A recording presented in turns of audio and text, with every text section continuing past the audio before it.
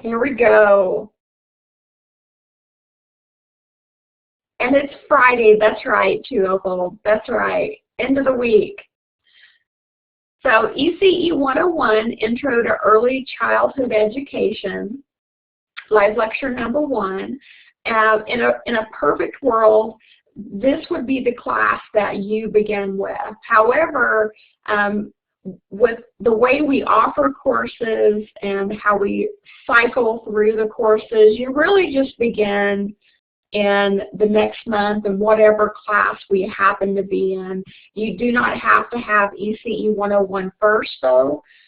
It's fine. I have several students that have actually had this as their final class. That sometimes happens as well. So we're just going to go back and pick up a little bit of history of early childhood education, and it's kind of interesting. Let me get my announcements up here. Hi, Wally. I had a buddy come visit me. It's not Walter. Come here, Wally.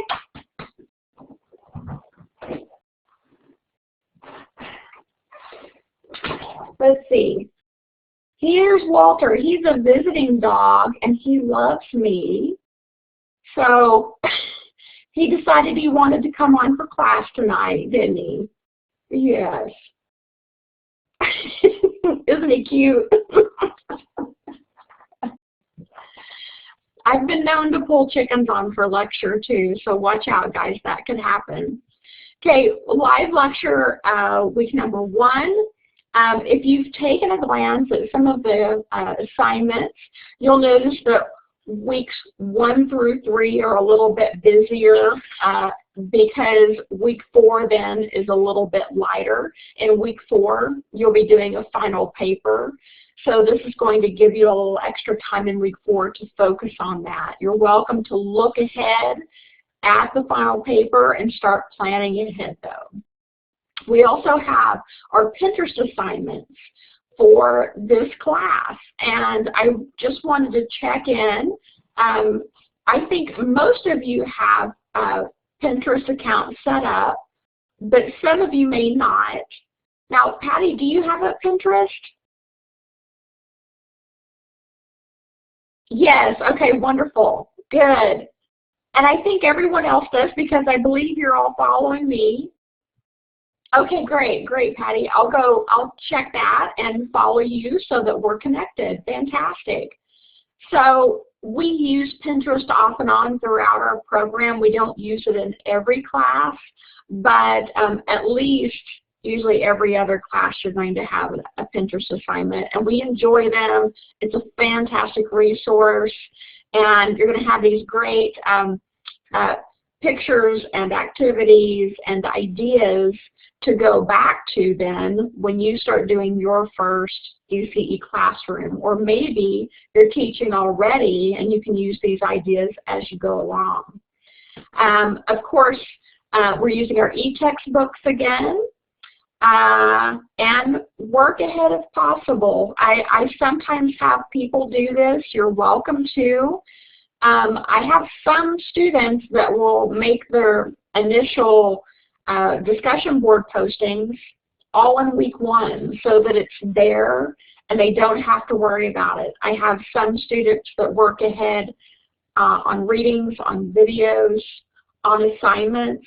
So you're welcome to work ahead on almost everything except, of course, the live lecture summary. You have to wait for that. And I prefer that you take your quizzes in the same week that we're on as well, because those go off Sunday at midnight. So you can take them ahead, but chances are you haven't read the chapter or been in the content much. So go ahead and wait on those. Let me see, our student question of the week. This is a good one. Can I take more than one class at a time? And I have to say, I can't give you a definite no, but it's normally no. And the reason is I'm the only instructor for the ECE classes. We basically have normally one class offered at the time. Sometimes I'll have a student that maybe missed a class or went on a leave of absence and they have to make up a class that they missed. And in that case, we'll set it up just for 1 or 2 people. In fact, I do have one of those going on right now. But there's a lot of maybes that come into the play. So some students that all they do is be a full-time student, maybe they don't have a job, this is a definite possibility. It's a lot of extra work, and of course we don't want your grades to fall behind because you're trying to do this. Also, it depends on financial aid. Also, it depends on just getting the okay through the college, because it is a special process. It's called an accelerated plan. So I wanted to just put that out there, though. So normally no, but sometimes yes, okay? And sometimes I'll have a student that's in an ECE class, and then maybe also in an AOS class. That happens sometimes as well. So Chapter 1 is the scope of and need for early childhood education. If your actions inspire others to dream more, learn more, do more, and become more, you are a leader. And you know, sometimes people don't think of being an ECE teacher as being a leader, but you are. You're in the classroom, you're making a difference in the lives of these children and possibly in the lives of the family as well. So it's a good idea before you even get to the classroom to start thinking of yourself as you're a leader, okay? I want you to start wrapping your head around that and embracing it. Early childhood education and what it has been affected by. First of all, the economy. Whether it's a good economy or a bad economy, we'll see a fluctuation there. Changes in family life, maybe something has happened, maybe there's a divorce, maybe there's been a move. There's lots of things that can affect the family life. And growing public awareness and public support for early childhood education. It used to just be, oh, you go to a babysitter, or oh, maybe you go to grandma's for the day. And those are wonderful things. They really are. But we realized through our study of ECE the importance of this early intervention with children. So some changes we've seen in our families over the years. We've been an increasing number of dual income families, which means we need child care in some form or another.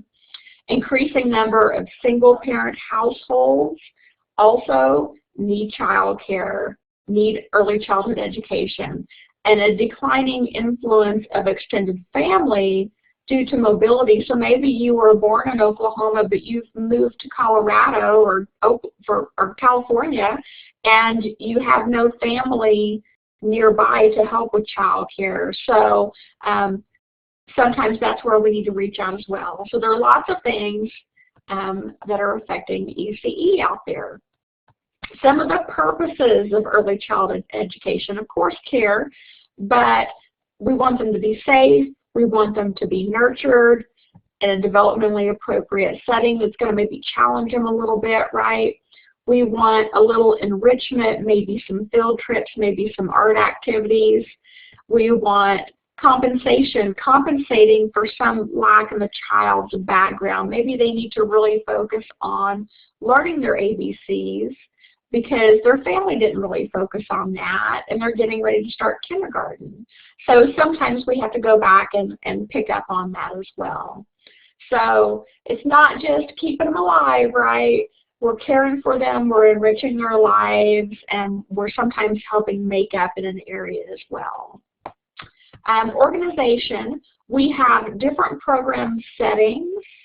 We have, of course, different ages of children and different sources for program support.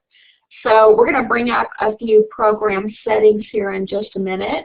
And just to talk real quick about the ages of the children, in most ECE centers, you're going to have them divided, maybe infants, toddlers, 2s, 3s, 4s, in separate classrooms. Sometimes they'll group infants and toddlers together and 2s and 3s together. It really just depends on the center. And of course, if you're in a home-based daycare, you may have all different ages all together, and there's actually a lot of enrichment that happens there as well.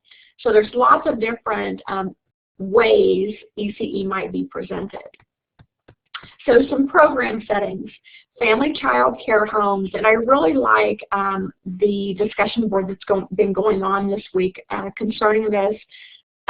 Some of you have had your own at-home programs. Some of you have worked for family child care homes. And then we've got center-based programs, and some of you have already worked there as well. Now, for me, I started with a home-based program to stay at home with my kids. I wanted to be able to do that.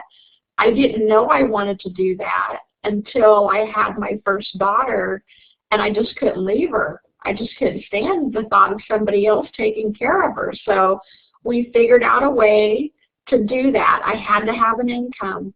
So I started an in-home program only for teachers' kids because my husband was a teacher, and only for the school system that he's in.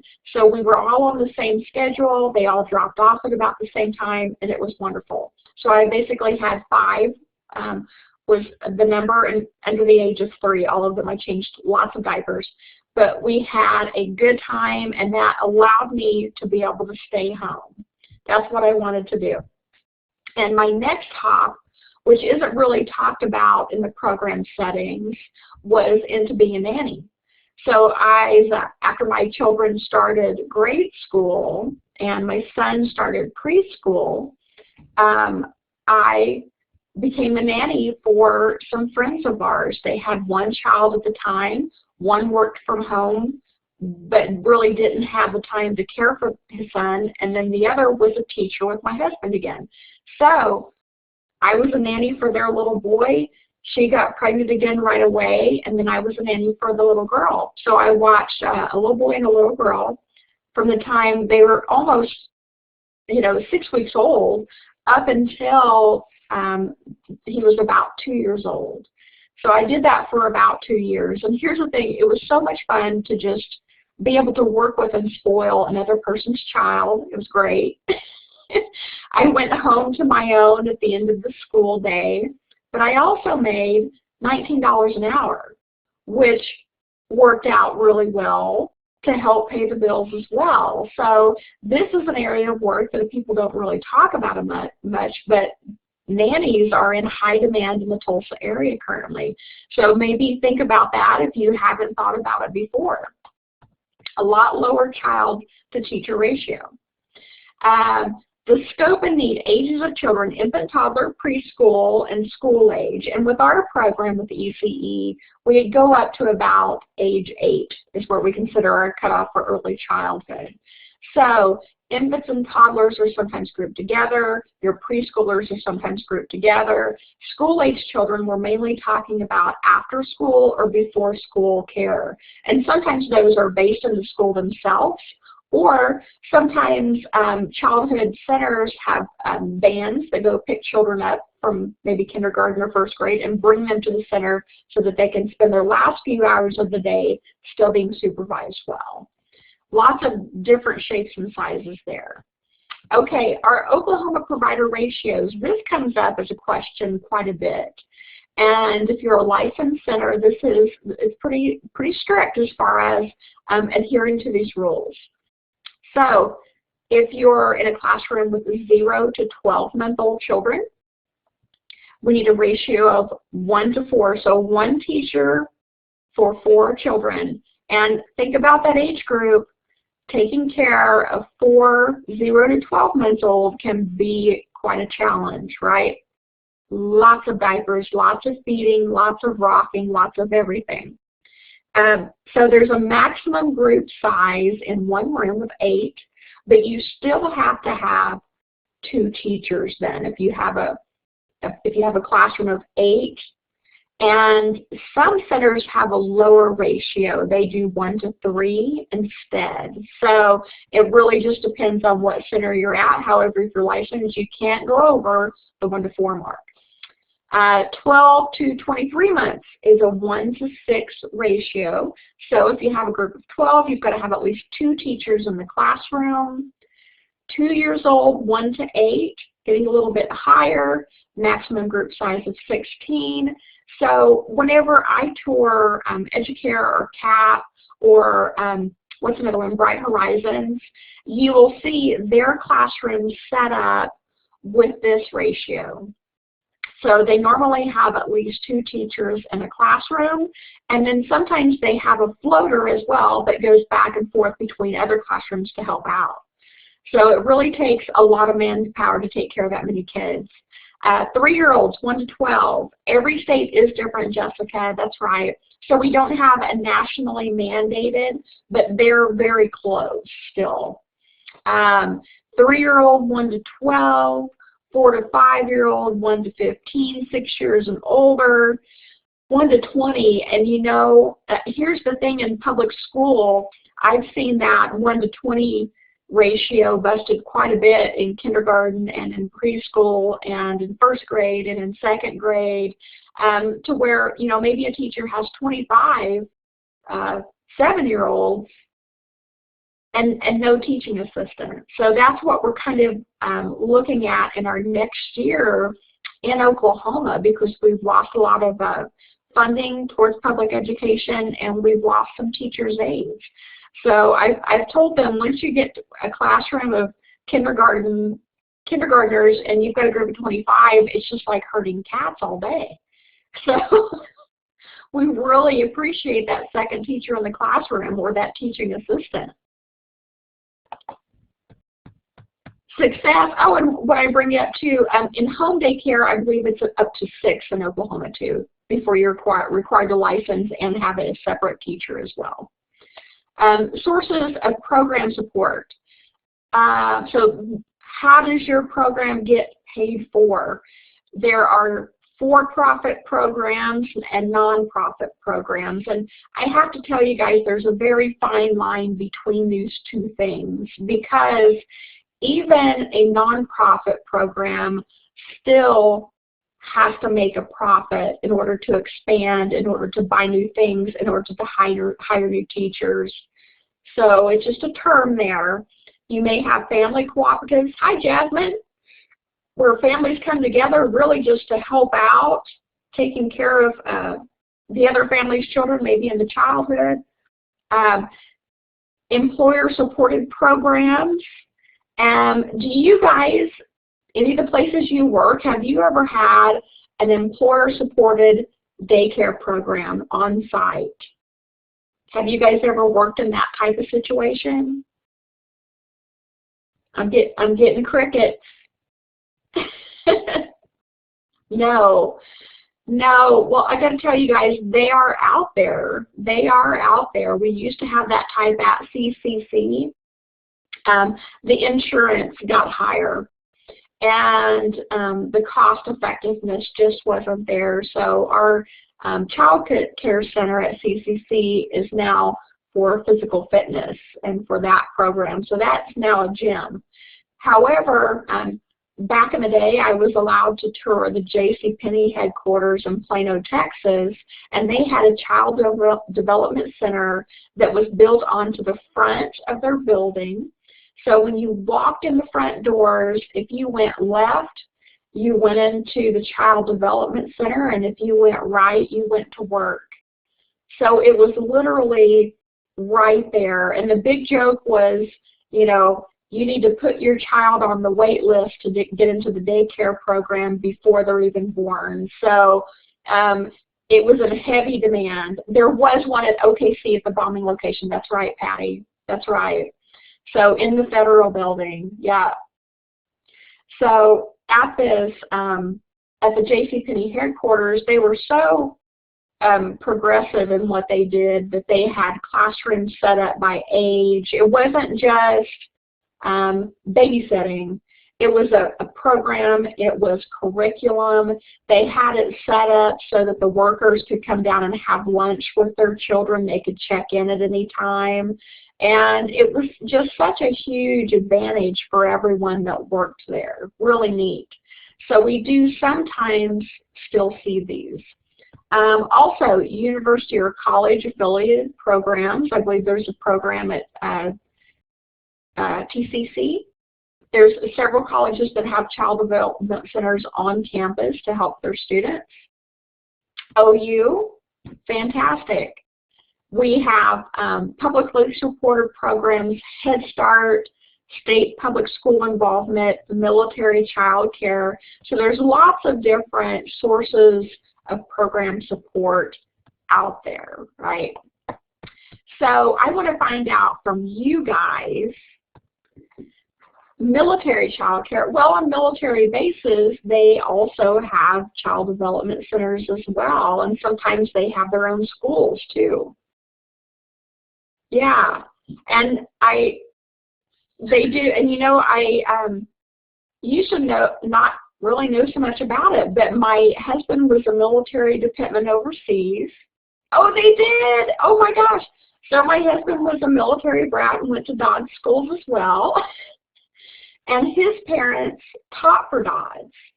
So they were both teachers overseas on military bases, and they taught, and he went to school in Puerto Rico, Japan, Germany, Okinawa. He actually graduated from high school, from Ramstein High School in Germany. And you would think, well, there's not a lot of American kids overseas on bases, right? Well, Ramstein used to have a population of about 60,000. They called it Little America. So my husband graduated with, I think it was 260 people in his graduating class. It is. It's one of the big ones, Patty. Exactly. They had a north side and a south side, and it was really neat. But yeah, they have full programs overseas for military dependents, and they have full programs on bases stateside as well. So I want you guys to tell me, because you've got the background, you've got a little bit of that knowledge. If you've worked in ECE, if you haven't worked in ECE, if you have children, if you don't have children, you know, what should you look for in a quality daycare program? Let's pretend like you're shopping around, right? Cleanliness. Good one, yes. Learning styles. You mean like, do they address the different learning styles, Opal? The environment, what's it like? I hate to use this term, but what type of vibes do you get off the environment? I sound like a hippie. Security, do they greet you? Is it welcoming to the parents? Can you come by at any time, right? Are they friendly?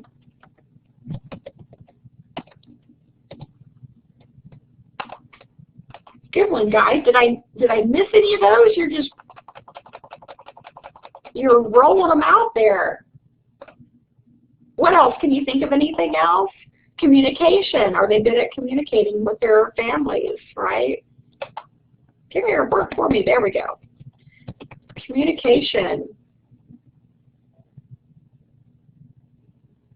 What is their motive?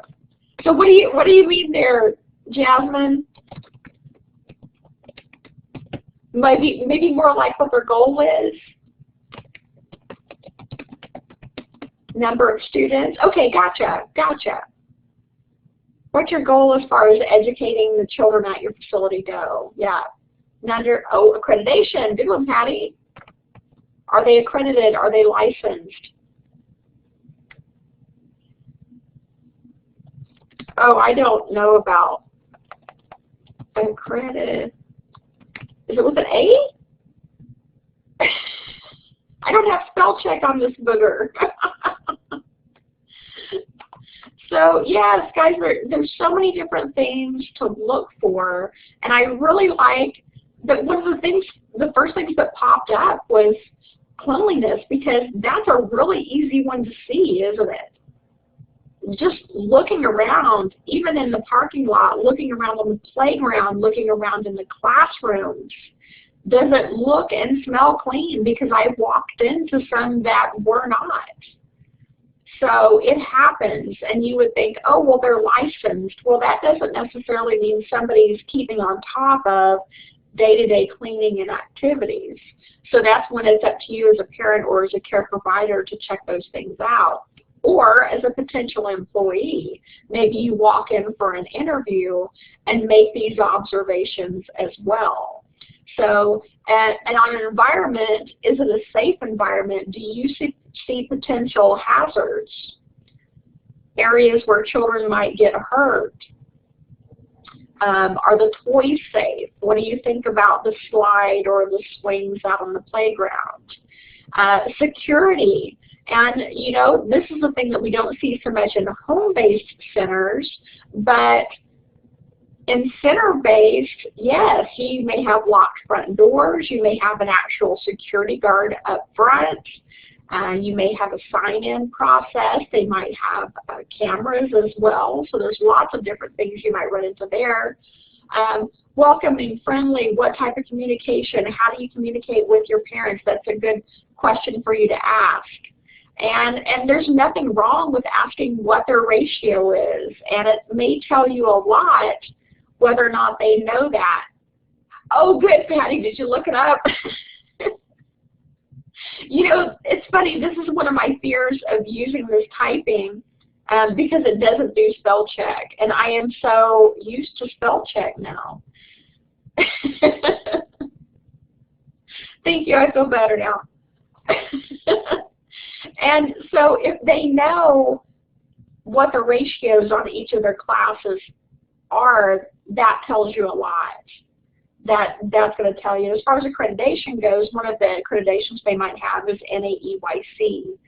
So that's one to look for. And some of those in our area do have that. It's extra steps that they have to go through to obtain this. It's not just paying for the privilege. It's quite a process. So those are some of the things you might look for. Good job, guys. Okay, defining quality. In fact, we just put a lot of those up there. Child to adult ratio, group size, staff qualifications. And guys, I try to be upfront with everybody on this.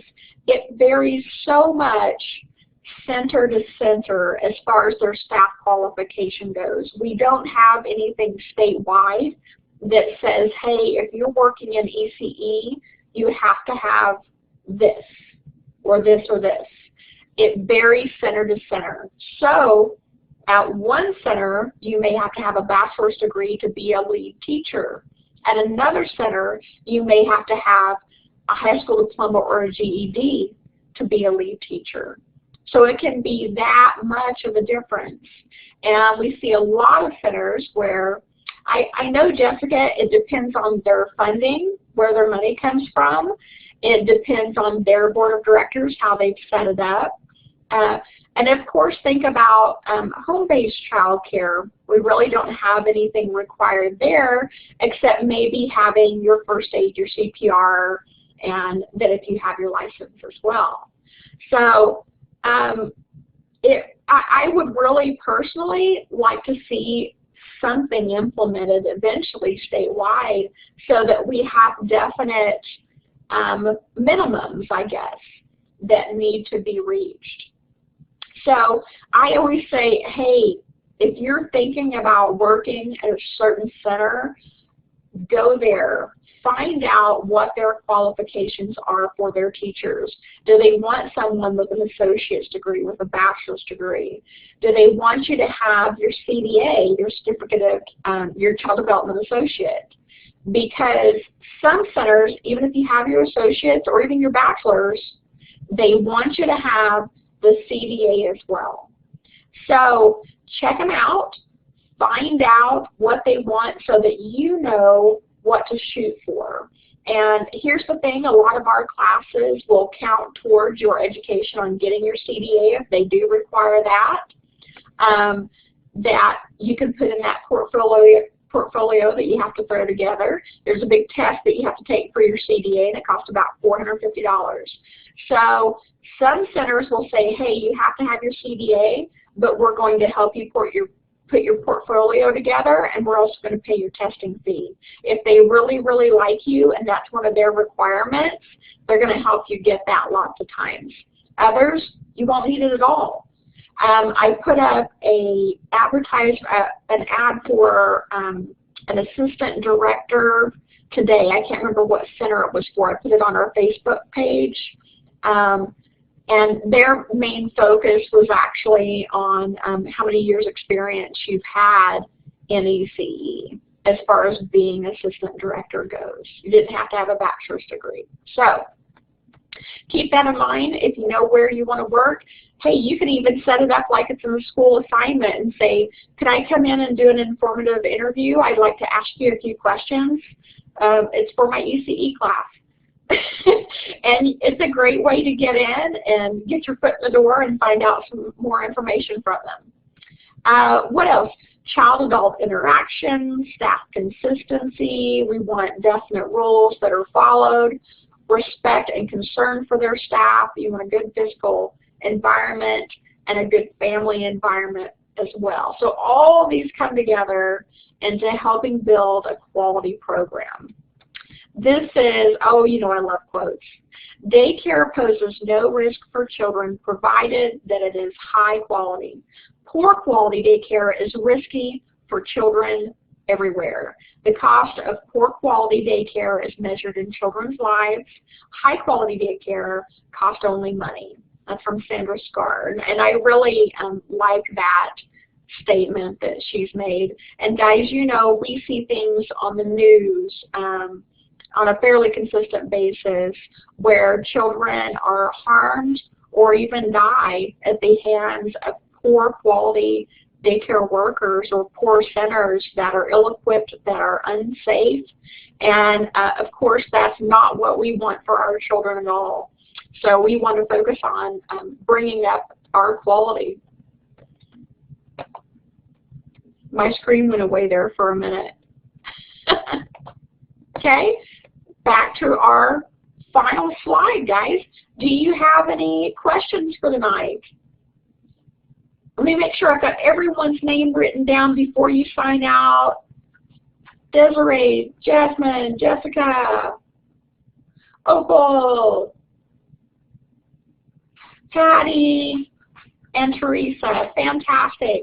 Well, if you think of something, please shoot me an email. If you have any questions, thank you for coming to the live lecture, guys. I hope you have a fantastic weekend. And have a good rest of your Friday night. Thank you. I'm glad you made it, Jasmine. No problem.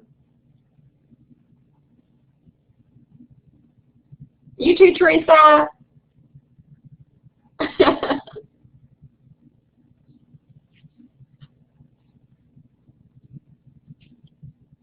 Bye, Opal.